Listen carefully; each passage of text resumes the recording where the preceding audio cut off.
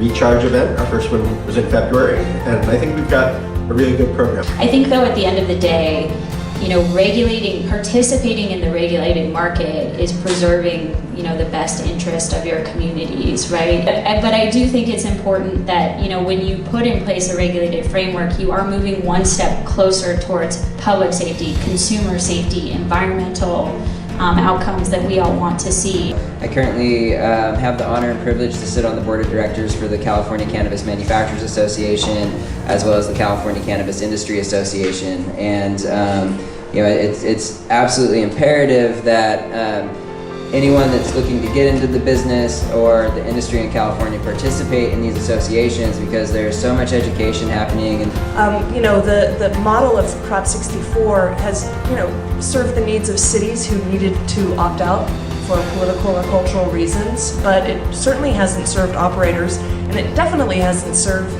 the rights of Californians who, if you're over the age of 21 and you live in California or you visit here, you have a legal right to buy and consume cannabis, period. That's your right.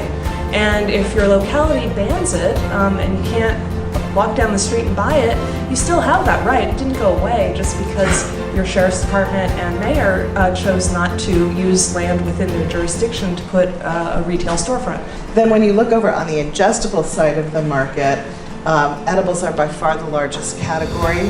Very fortunately for Wana Brands, gummies are by far the largest category within edibles.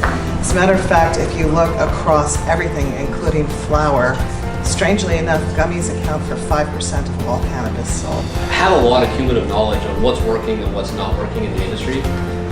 A few of the things that we've seen with big brands like Papa & Barkley or Apothecana that really benefit in the long run are the ones that put a lot of time into that community. It's easy to say, put time into your community, really develop your community, figure out who your persona is, figure out and understand and communicate with your customer.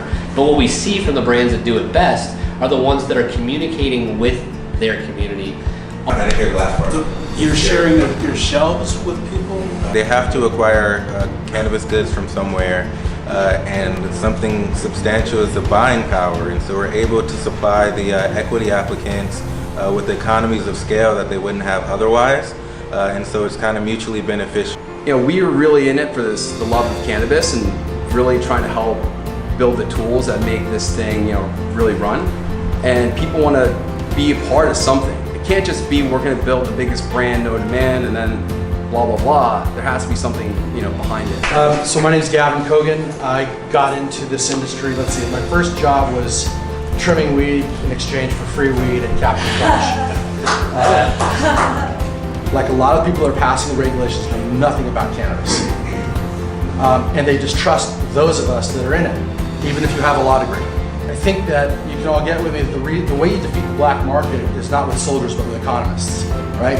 You reduce the costs of both participating in this industry and buying goods, and now it's less attractive to buy on the black market, right?